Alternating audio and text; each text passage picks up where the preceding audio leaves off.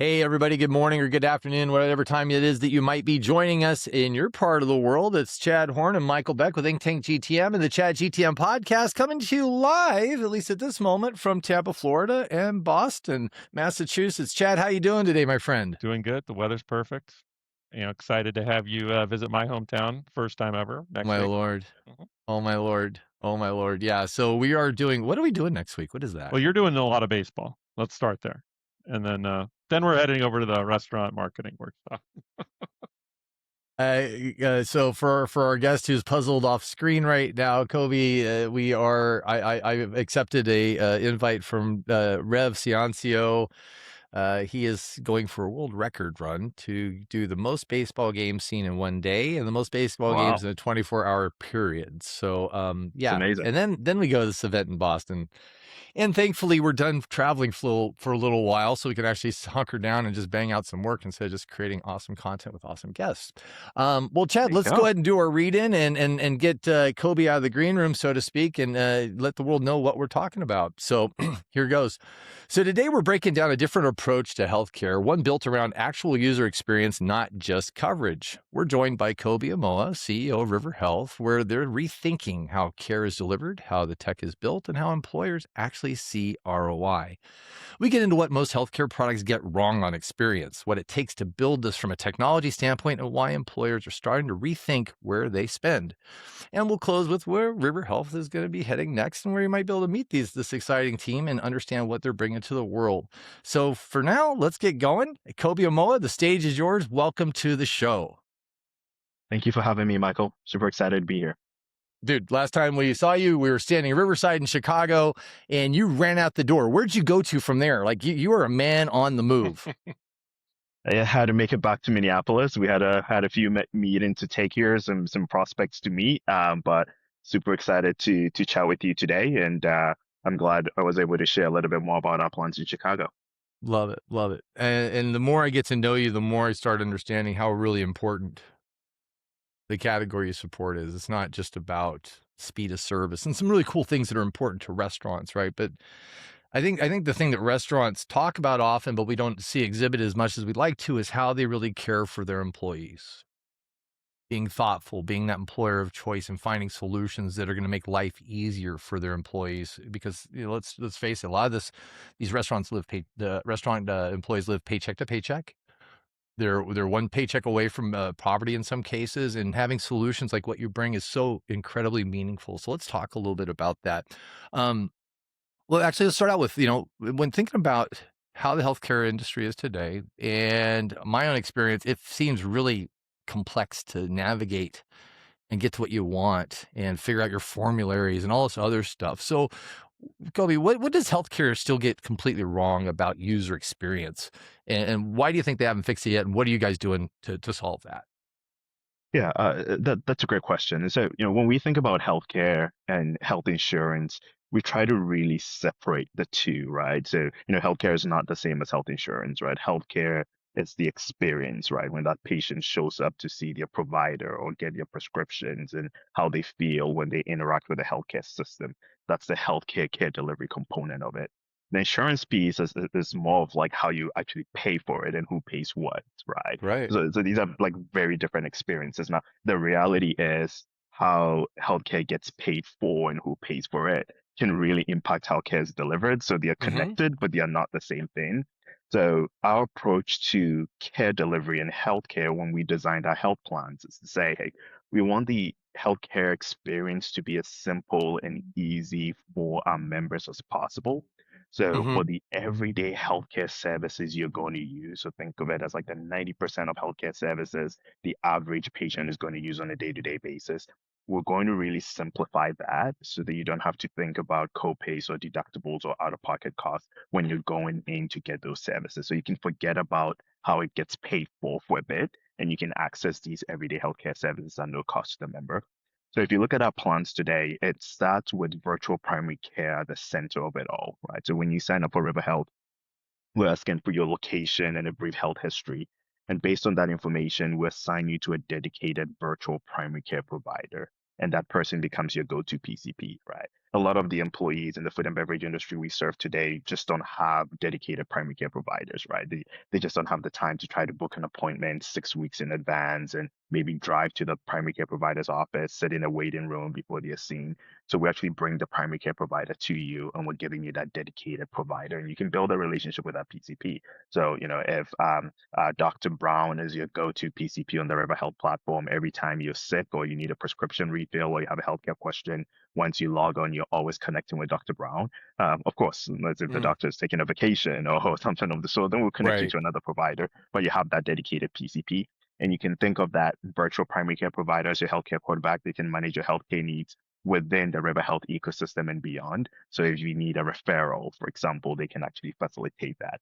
So for a lot of employees who are getting health benefits for the first time, or who are experiencing the new system that we built, having that go-to person is a game changer for them, right? If they need a note to give to the employer because they're sick, right? They can just text their dedicated provider. He or she will spin one up for them. So it's very convenient, and it makes the healthcare delivery experience super unique and convenient for that population.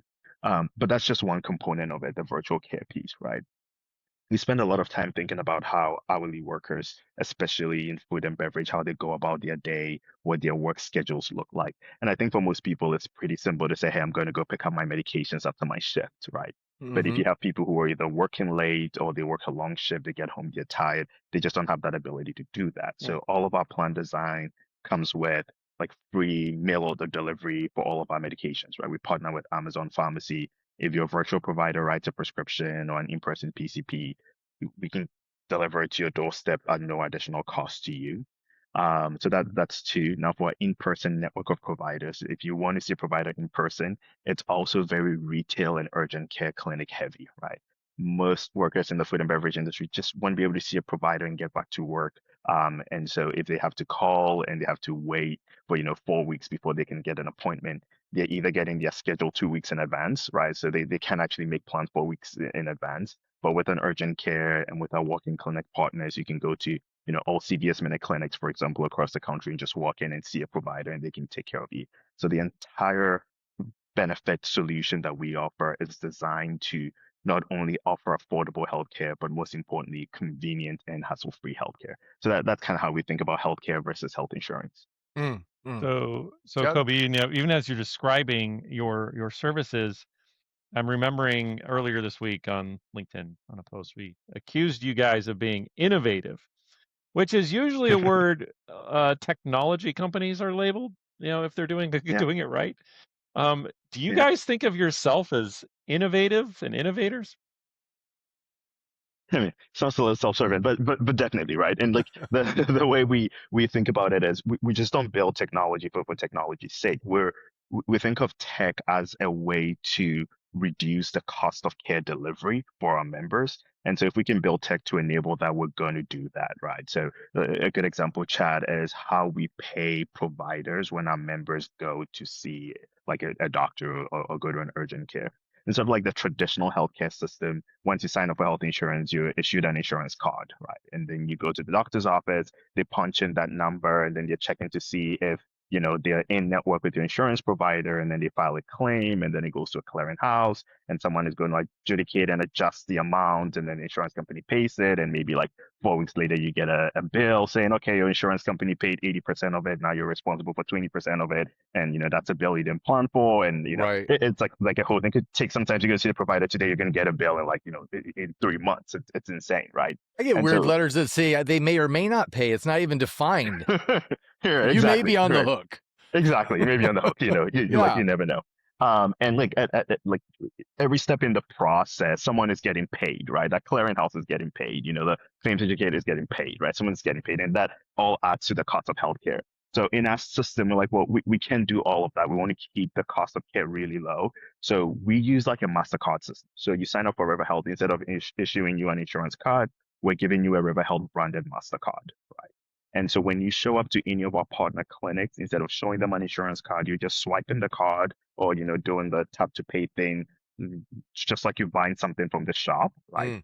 And then the system will figure it out. It will know the provider you're at, how much that provider should be paid. The providers like it because they get paid instantly. They don't have to file a claim with insurance. The members like it because they know they're not going to get a bill. After 90 days, you just pay it on the spot.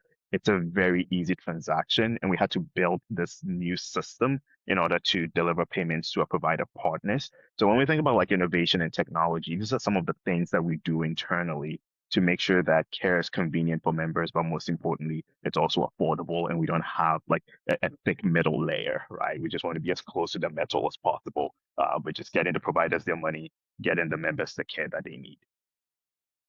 So thinking about that user experience, and I mean, we're talking intelligent design at this point, and how your team's looking at that. How does better experience actually change the behavior, or do people use healthcare differently when it's easier?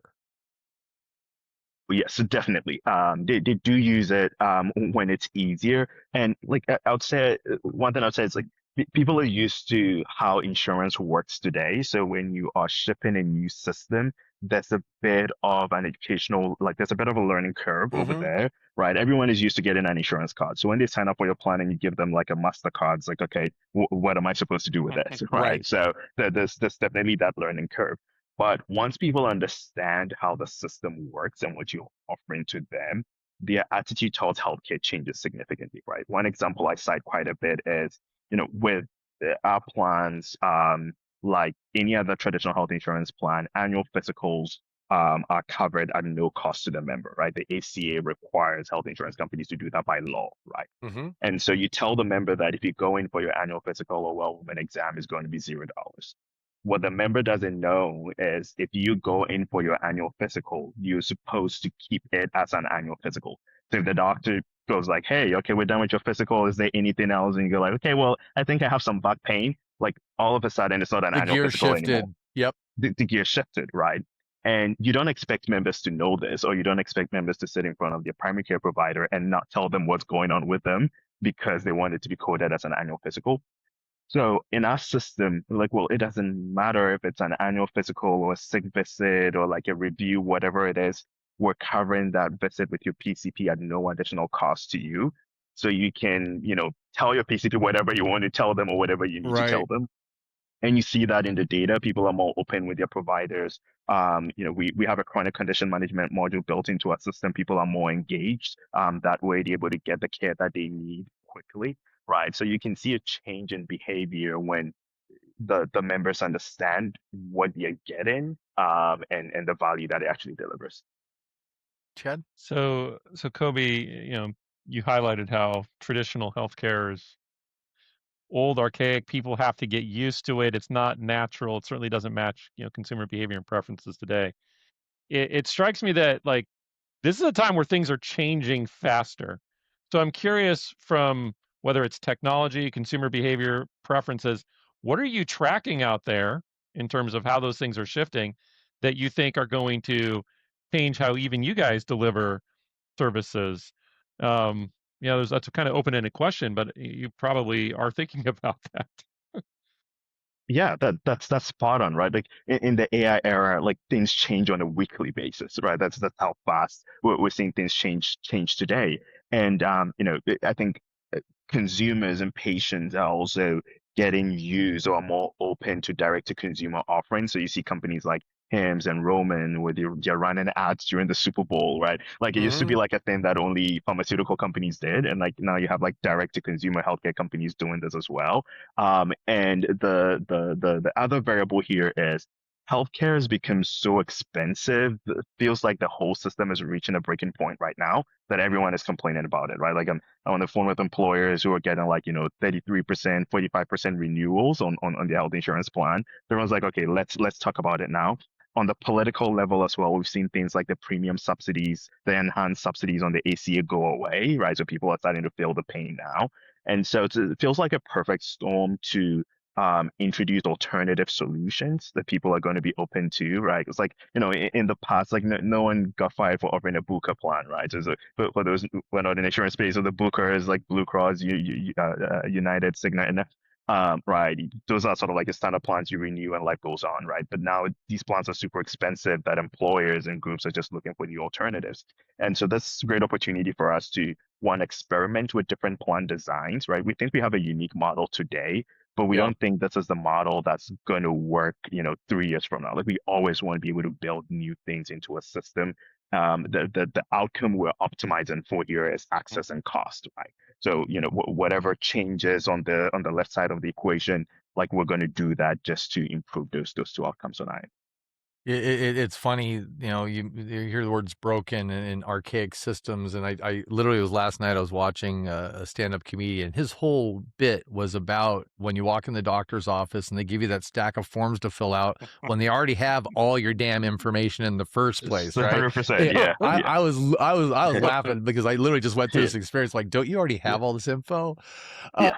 but Yeah. thinking about that, what's fundamentally different, Kobby, about how you had to build this from a tech standpoint, right? And the other part is, what couldn't you just copy from existing systems? What'd you have to, really dig in and create? Yeah, that comedy bit is kind of funny because it's true, and the I may providers use have that to as a do it. cutaway, by the way, when we publish this. You should. You should. The providers have to do it because there are like a ton of regulations that you have to deal with. A lot of them just don't make sense, right? But like Yeah, you want to do it so that you're not on the receiving end of enforcement action. But when we sort of like think about technology online, so like a good example with some of the disclosures you talked about and the forms that you signed and all of that, right? Like when someone has to sign up for a plan, we're doing these disclosures like online. If you're like, re-enrolling, we're just showing you what you saw already. We're pre-filling that data for you. So right. we're cutting down that time. But on a technology standpoint, maybe I'll split into like the tech we built for our members and then the tech we built for the employers, right? For the members, like I mentioned earlier, it's just user experience, accessibility, and cost, right? So easy to talk to your provider on the phone, to find a lab near you, to have your prescriptions delivered. These are the tech tools that we're building for our members. But employers also have a huge administrative burden to deal with when they want to offer health insurance, right? You have to think about payroll integration or integrations with benefit admin platforms. In the food and beverage industry, people are in and out of the workforce all the time, right? So someone is employed and maybe they're on the 90-day period, you're offering them health insurance, and then 4 weeks later they're gone, right? And then that also triggers forms that you have to send, Cobra eligibility, and then maybe like 3 months later they're back, right? Yeah, so you kind of have like all these things happening that it's just a lot of work for HR teams to manage today. So the way we've built our solution is to offer these administrative tools to employers as well, so that they don't have to deal with it, right? So we can Mm. plug into your payroll system, pull an eligibility file. If someone is terminated in your payroll system, we will know on our end, or trigger the termination sequence on our end. If you have a rehire and it's a qualifying event, we can handle that paperwork and the notices. So like for employers, the most difficult part of it is just setting it up. And once the plan goes live, we can manage that administrative hurdle and that compliance component for the employers. And in some cases, they are brokers too. Mm. Kobe, Chad? what are the key outcome metrics you track as it relates to the patient or the hourly workers? And there was some crazy number, right? 75 million or something like that in the U.S. Yeah. Yeah. What are the key things you're tracking about ultimately your impact on them? I mean, it could be anything from their satisfaction with the services, number of services rendered, lives Yeah. saved. You tell me. But then I'm curious. The same question on the brand side and administratively, like how do what do you look at over on that side too? Yeah. So for the members, the first thing we're tracking is affordability, right? And the way we think about it is we look at the average income of the hourly workforce we're serving today, right? So if you have a population where, on average, people are making $45,000 a year, what's the right price point for a health plan that delivers enough health coverage and enough healthcare services to that population, right? So that's always the starting point for us today. And on the affordability piece, we're the plans that we offer today are some of the most affordable plans you find on the market, you find anywhere on the market today. That's one component. Then after you solve for affordability, the next piece is like the access that people actually use in the services, right? And these two are tied. If it's too expensive, then there's no access. If you make it affordable, then do people actually use it? So one thing you see in our utilization curve is like when we launch with a new employer, like the first month, the utilization is like right here, right? Because you have like a lot of people who maybe haven't had health insurance for a long time, or even if they did, they had a catastrophic plan, so they haven't been to the doctor's office in 3 to 5 years, and now they have health benefits. They're like, okay, I'm going to really try this thing out, right? I'm going to take it for a spin. So they'll book the doctor's office appointment. They'll want to talk to a therapist. They'll refill some prescription. So we see super high utilization on that level for our members. And we share this data with employers, right? So employers want to know, are my people using these services? What are they typically going in for, right? Sometimes, we share utilization data, and employers are surprised that, your general anxiety disorder is like, right up there with some of the things that your members are going in for. It's like, yeah, that's like good data for you to know, right? As you think about your company culture, and who you hire and employee wellness. So that's that on the employee side. On the employer side, employers want to do right by the employees. They want to offer them benefits, like you mentioned, Michael, in the restaurant industry. Unlike software, where your interaction with the product is like a visual, like a virtual product on the machine. In the restaurant industry, it's the people you're interacting with. So employees want Mhm. to do well by the employees, but they also need to see a financial ROI, right? So one of the Yep. things we track for employers is a reduction in missed shifts and an improvement in retention, right? So a lot of the employers we serve today, they actually know how much it costs to replace an employee, right? The money you spend in advertising the open position, screening people, recruiting them, Yeah. training them to get them back on the floor. It takes time, and of course, it's also super expensive. So if we can increase the amount of time that employee is going to stay with the company, there's a real ROI over there. We can show about a 22% average increase in retention in the first quarter. And like, this is real data, right? Because we're plugged into your payroll system, we can show you what the retention for the employees who are enrolled in River Health looks like versus those who are not enrolled in River Health. And we can normalize it, for gender, income, location, all of that, so that you can see the real value over there. And then we can also show you a reduction in like missed shifts, right? When people are missing shifts, the main reason is because they're sick, right? No, a good chunk of that is probably not real. Calling in sick for other reasons. But people are also calling in because they're sick, right? And with River Health, you have like instant access to that provider, and be able to get the care you need, and be able to get back to work, and that employer doesn't have to pay time and a half, and like all the additional adjustments that they have to make on their end as well. So those are like the tangible financial ROI, in addition to sort of like the brand value that comes with offering this. Like, every time I go to a restaurant that offers River Health, I'm always like asking the servers, like, do you know about River Health? What has your experience been? And like, Yeah. I just really enjoy having those conversations. So there's some real brand value there for the employer.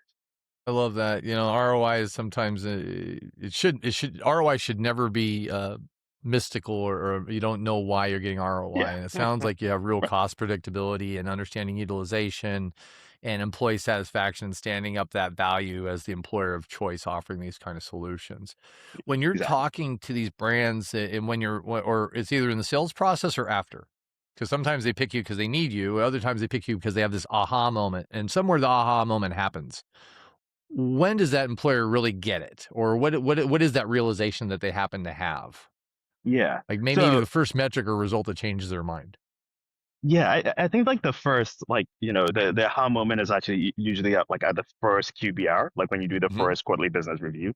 Like, Yep. before they implement the plan, they have a good idea of like the value they think they bring into their employees. But when you actually see the numbers, right, that's when it actually clicks, right? Yeah.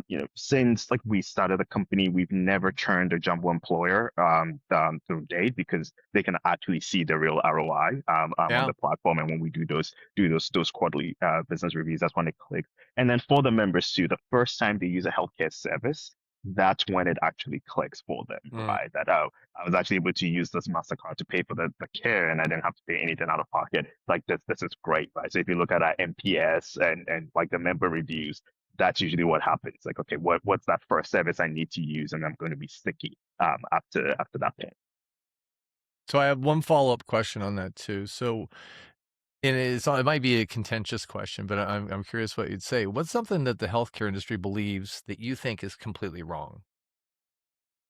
Not have to go through the like a 10-page list of items to figure out, like, which The one first one that to comes to actually like. mind, or first two, yeah. Yeah. Yeah, exactly. One is like network design, right? So this is getting into the weeds in plans. Like every plan has like a network, right? And so if you go to see a provider who's not in network, and then you're out of network, and it's a different cost, and that system makes absolutely no sense, right? They're like that's a new CMS rule allowing qualified health plans to go live without having a traditional like network really in place. Networks were designed to control price, show quality, like none of that is happening right now. Like costs are going up, quality is not guaranteed. So that's a system that I would change entirely. The second piece is actually what we talked about, sort of like the healthcare and health insurance piece, right? Like just that's just the healthcare system is to understand. It's actually like really difficult from like an underwriting standpoint to underwrite everything from like cancer treatment, specialty drugs, to generics, upper respiratory infections, like the whole spectrum of services is super confusing. And that's how you end up with like weird things like co-pays for like and co-insurance that it's just hard for folks to understand. So in my perfect world, you kind of like segment these things, and you have like catastrophic coverage for sort of your super expensive high cost events that the average American cannot afford. And then we can invest a lot of resources into delivering healthcare as a service, so the care delivery component of it, and improving the experience of offering that service, rather than having to kind of deal with like the insurance and who's going to pay what and who's not going to pay, and the cost sharing component of it. That makes your head spin. I want to Chad? Yeah, I want to yeah, ask yeah. around. That's tough too. Yeah, and maybe we should start importing drugs too. So yeah, get drugs from Canada. But yeah, Lord. that's another Yeah. conversation. Yeah, I'm asking a personal question. I just want to be personally elucidated. So experience I've had multiple times with my family is whether it's me or kid having to go to the doctor, and it's like, wait a minute, why is that a visit? Why can't we just take a quick phone call, send a picture? And it felt to me, nobody would admit it or say it, they need us to go in so that they can bill the visit. yeah, That was my feeling. And it just felt multiple times so inefficient. You guys rely heavily on virtual, healthcare, and I'm curious, what are the real state of the myths around virtual care, and what is the yeah. reality? I think virtual care has come like a super long way, right? Like even if you go like book just like maybe like 15 years, you can read articles where like telemedicine was considered like this unique innovation, which is kind of surprising because you were just doing a phone call, right? And the system has come a long way, because we now have like electronic medical record systems that you can plug into. We now have like the AI layer that can surface data in your EHR or your medical record system that your provider might not even know, right? You can essentially have this AI agent that knows more about your health and can surface unique insights to a virtual provider who can then talk to you and use that to deliver care, right? So like we strongly believe that that's always the starting point. Of course, unless you're having an emergency or something, then of course call 911 right away, but like don't do the virtual care thing. But like for most everyday healthcare visits, virtual care is always a good starting point. And what we do at River Health is, if your dedicated provider thinks and you need to see a PCP in person, they're going to make that referral for you to see a PCP in person. So for us, it's not really about like saving money by preventing people from seeing a provider in person. We think the virtual care experience is actually the S tier experience, right? So like you put the cost aside, yes, it's definitely cheaper, but like you put cost aside, I think that's the S tier experience. Like if you can get that UTI visit taken care of, like taking the result from your couch, like why would you want to drive to an urgent care and sit in a room with like four people coughing on you? Like it kind of makes no sense, right? Yeah. So that's like always the starting point for us. But then when you have that virtual visit and like the providers connecting their dots, and you're like, oh no, I think we need more testing over here, or we need an X-ray, or we need some type of scan. It's like, okay, let's go in and see a provider in person. Uh, Kobby, when this works, I mean, the model that you have, I think is really compelling. So when this works, what does healthcare look like in 5 years? Are you Yeah, transforming things? Do you think people are gonna adopt what you're doing and run with it? yeah, we think people are going to adopt it, and we've seen that like in our growth, right? We started with just selling to really small employers, and like this has really resonated with the jumbo employers. That's where a majority of our distribution comes from. The interesting thing like in our model today is if you look at like our membership profile, roughly about 18 to 20% of all people on our plans today are people who churned from the employer but wanted to keep the plan, right? And we allow them to stay on the plan for up to 18 months, right, post churn, right? And so this is because we don't sell directly to consumers. Like you can't just go and sign up for a plan. You need to be employed by one of our clients. But the best way to know if people really want your plan is if they are not getting it through the employer and they have other options, either on the AC exchanges or something of the sort, do they still keep your plan? And in our case, like a significant portion of all these members are keeping their plans today and staying at plan. So we think, like I mentioned, like 5 years from now, we think healthcare is going to look more like the system we're designing today.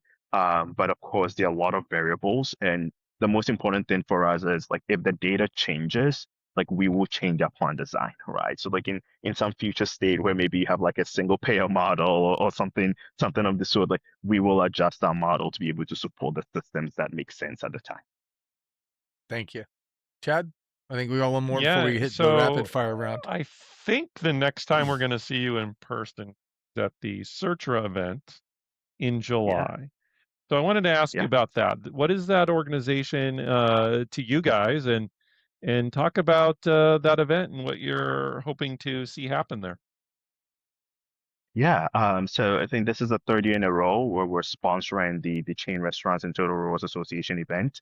And a lot of our clients are members of that association. So groups like Raising Cane's, Cracker Barrel are part of Cetra. But it's also an opportunity for us to share our benefits and our plan design and the ROI numbers we're seeing with industry players, right? And CHROs and executives in charge of total compensation so that they can see what's new out there, what's exciting, what they can offer to the employees as well. So it's been a great event for us, and super excited to sponsor it for the third year in a row. Awesome. Well, we look forward to seeing you there. Yeah, Yeah. yeah, And I think you're gonna have some clients that are at that, right? Or at that yeah, event? Yeah. yeah, yeah. We're gonna have Where's some clients as well. yeah, so and I don't know if you can share that with us, but when I'm looking at the solutions period, I want to know, hey, who's using them, who's out there, who do I know that knows them, and so if you could share a little bit of who your clientele is, that would be interesting. Yeah, so we serve like clients across like four core industries, right? So food and beverage, obviously, like it's number one, and we serve some of the names that I mentioned today. Taco Bell, Cracker Barrel, Raising Cane's, Halal Guys, and Hospitality. Like a lot of like the names that you've heard of today are clients that we support across the board. We also support clients in the retail space. So Kohl's, for example, is one of the iconic brands that we support like in the retail space. And then we have a ton of clients across, healthcare, like Worldpath. We support clients like in the logistics space as well. So that's like the industries that rely heavily on hourly workers. That's usually where we see most of our distribution and where we see most of our impacts today. Fantastic. Well, Chad, do you have any more questions before we hop into the rapid fire round? Let's go. Okay, here we Let's go. do it. Kobby, actually, should ask you, are you ready? I'm ready. Let's do it. Awesome. All right, here we go. And these should be a little bit fun. If you get stuck on something, just say pass. But we should Okay. be able to go through this pretty quickly. All right, here we go. Sure. Let's do it. What's one healthcare norm you'd ban tomorrow? Physical ID cards. Ooh, okay. What's something patients think they want but don't actually need? Oh, a provider directory. Provider directory. Okay.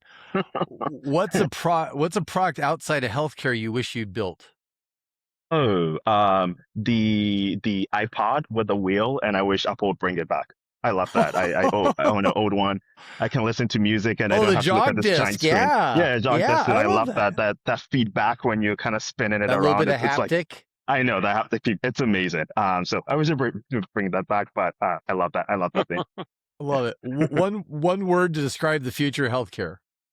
Yeah, this is going to sound very like generic and everything, but I'm just going to go with like personalized. And I wouldn't have said that like, a year ago, but like with all the innovation in AI, it's all going to be like personalized custom healthcare delivery for each individual. I think that goes back to that comedy routine I was talking about, where it will at least present us with our information instead of us filling out a volume of documents they already have the information on. Yeah, yeah, Here we go. yeah. Who's River Health not for? Oh, if you are a salaried worker, you get fully employer-sponsored benefits and you're on a plan without a deductible or without a copay, good for you. You're the lucky one. Stay on that plan. We're not built for you. Okay. And here's the funnest one of all, and I love this because I have one of my own that's just cringy. Did your family have a cure for everything growing up, and what was it? Yes, they did. My grandmother, my grandmother, Mary Nyamasem's her name. She believed that garlic could cure everything, right? So she's like, Yep. put like chop up garlic, put it in honey, put it in everything. When you have a cold, when you're sick, you have to eat the garlic. And like I had to go to school sometimes after chewing like chewing garlic, and everyone's like, "Why'd you smell like that?" It's like it's my grandmother. So yeah, But no it's garlic works. vampires in your household. Absolutely no vampires. Yes, they didn't try to get close at all. Chad, did you have one growing up? No. Oh, but garlic might have been the closest one. We had a lot of garlic going around. Yeah. My grandma was convinced that when you got a bump on your head and you got a knot, that she took a frozen metal spoon and then pushed it back in. Wow. Oh, okay. I'm like, Grandma, that's a concussion. Stop. Yeah, I know. That sounds painful. Yeah. My weird Austrian heritage. So yeah. Well, Kobby, thanks for sharing that stuff with us. I love a little bit of fun out of that. And the more I get to know you, the more I get to know I get to feel how important this is for people. Like, thank you. Every little bit that we struggle through, like even in my own programs, I'm neurodivergent. My healthcare system dances around mental health. You can see your primary care physician, but you can't go see somebody that's actually going to help you with your problem. They'll give you a prescription, but yeah. So I'm really excited that anything that provides relief to people that have frustration, tough questions, the path seems obfuscated and very complex. And if you're making that easier for people, they can get on with their lives, and literally. So thank you for what you're doing. Thank you for having me. Absolutely. So we're going to be seeing Kobby at the Searcher event. We're going to see him at the Prosper Forum and Accelerate, or just a Prosper Accelerate? Are you going to be at both? We're going to be at both. Yes. All in on Prosper. Love it. Yeah. All right. Well, Kobby, thank you so much. And then just as for a final note, what's that website of yours in case people want to look it up? Yeah. If you want to learn more, go to river.health. You can book a call with anyone on our growth team. More than happy to walk you through our benefits. Beautiful, beautiful. Well, everybody, thank you so much for joining Chad, Kobby, and myself today for an enlightening discussion on what River Health is doing for our industry and actually a lot of other industries as well. If you have questions, you know where to find them. If you can't find them, find us and we'll track them down for you. But for now, this is a ChatGTM podcast signing off and wishing you a blessed day. And as always, random acts of kindness, sprinkle that stuff everywhere. You never know whose day you're going to make better. Kobby's doing a massive act of kindness by helping people get to where they need to go to get the right health care. So thank you, Kobby. Thank you to our audience and everybody. We'll see you guys next time. Thank you, guys.